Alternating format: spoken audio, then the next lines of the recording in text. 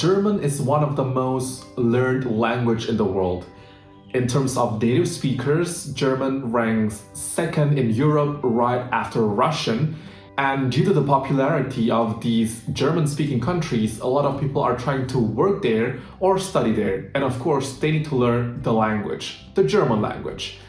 And unfortunately, German is pretty much well known to be a difficult language. Even the native speakers are convinced about that. Deutsche Sprache, schwere Sprache. And it is also well known to be rough sounding, which is unfortunate. Überraschung! But how difficult it is really to learn German. The Foreign Service Institute put German in the category 2 of 5 categories. Sure, it is harder than, for example, French, Spanish, or Portuguese, but there are still a lot of other languages that are way harder than German. What are actually the aspects that might make people think that German is hard?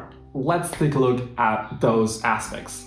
The first one that you might encounter on the first day of learning German is the gender. Right. A lot of Indo-European languages have genders. English might not have one, but Spanish, French, Portuguese, all of the Latin languages have 2 genders, masculine and feminine. A lot of Germanic languages, on the other hand, have common gender and neutral gender. Common gender is the combination of the masculine and feminine, but they are now usually only one gender. In German, though, they still use 3 different genders: masculine, feminine, and neutral. And with that comes the different articles for different gender. Der, die, das. Der Tisch, the table, because it's masculine. Die Tasse, the cup, because it's feminine. And das Buch, the book, because it's neutral. Does it have anything to do with real gender? Are masculine nouns more masculine? Are they, I don't know, stronger? Are feminine nouns more feminine? Are they more beautiful? Or do they have anything to do with femininity? Not at all, unless when you're talking about real professions or real people. For example, der Lehrer is male teacher and die Lehrerin is female teacher. Only about professions. Other than that, the grammatical gender doesn't really have anything to do with the real gender. So how do you know which gender does a noun have? You have to memorize it. Usually you can find patterns from the endings, but there are also some exceptions, like always, and you have to memorize all of them, or at least the ones that you will use in your daily life. That is a hard one. And on top of that, the plural of every noun is different. Compared to English, where you have to add either s or es by the end of the words, well, there are also some exceptions in English, but only a few. In German, there are a lot of different ways to make a noun plural. You can either do nothing about it, you can add some umlauts, you can add e at the end, or s, or en. Yeah, you also have to memorize them. So good luck with that. And when you make a noun plural, they somehow forget their gender, they forget about their der, die oder das, and everything turns into die. But it's not feminine, it's plural. It's like a 4th gender. Something that is pretty new also for English speaker when they started learning German is that German has declination. So if you don't know what that means, is that the noun or the article of the noun changes depending on the position of the word. So for example, if you say the dog eats food, so here the subject is the dog, so you say der Hund, because the dog here is masculine and in the subject position. But if I say I see the dog, so the dog here is an object, a direct object. So instead of saying der Hund, here we say den Hund. Ich sehe den Hund. So the word der changes to den because it's no longer subject but is a direct object. It will also change if it becomes an indirect object. Ich gebe dem Hund ein Spielzeug. So here, the dog is an indirect object, so it will change to dem Hund. The fourth case, it will also change if it becomes possessive. So for example, I would say the food of the dog is cold.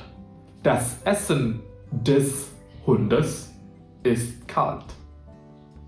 So you have der Hund, den Hund, dem Hund, des Hundes. So German has 4 cases for declinations: nominative or subject, accusative or direct object, dative or indirect object, and genitive or possession. And of course, this applies not only to masculine nouns, but also for feminine, die, der, neutral, das, dem, des, and plural, die, den, der. So you basically have a 4x4 table only for the word the in English. Now you have 16. Well, it's not actually 16. A lot of them are the same. So by the end you have 6 different the in German. But yeah, you have 4x4 table. You have to memorize it.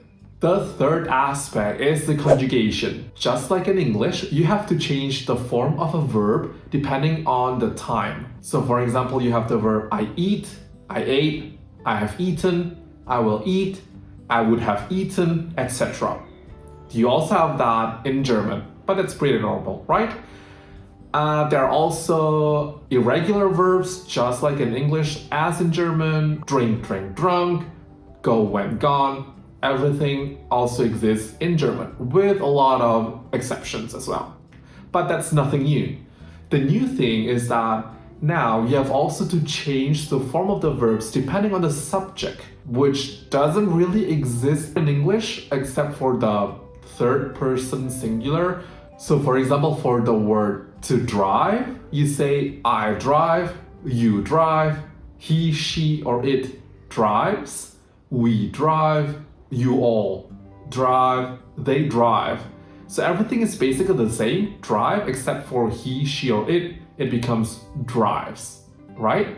But in German, you have to change the verb for all of these 6 different subjects. So again, for example, for the word fahren, to drive, you have to say ich fahre, du fährst, sie, es fährt, wir fahren, ihr fahrt, sie fahren. The fourth aspect is the verb position. The verb in German sentences is kind of like the king of the sentence. So, like in English, you can, for example, say, I read a newspaper every morning in the office.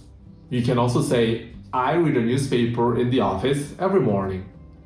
But if you want to emphasize the adverb of time, you can also say, every morning, I read a newspaper in the office, right? But you can't, for example, say, a newspaper read I every morning in the office. Well, maybe you can if you're trying to be poetic, but not in daily sentences and not in daily language, right? In German though, verb always takes the second position. Well, not always, but let's say in main clause, in the general form of sentences, the verb takes the second position. So you say, ich lese die Zeitung jeden Morgen im Büro. But if you want to emphasize the adverb of time, so you say jeden Morgen, you need to put the verb in the second position.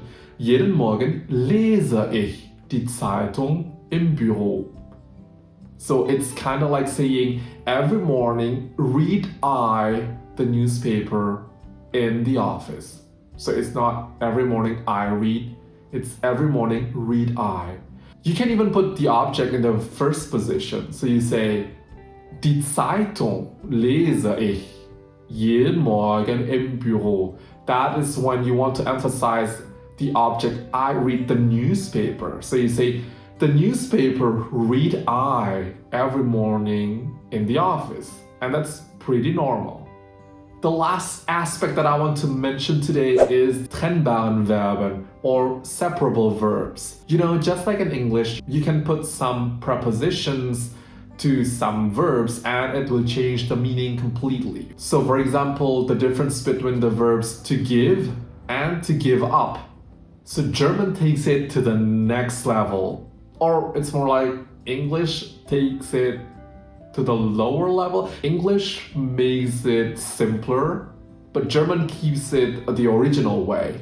So in German, you have a lot of these prepositions or these little words that you can put in front of the verbs to change the meaning of the verbs. And it can be completely different from the original verbs.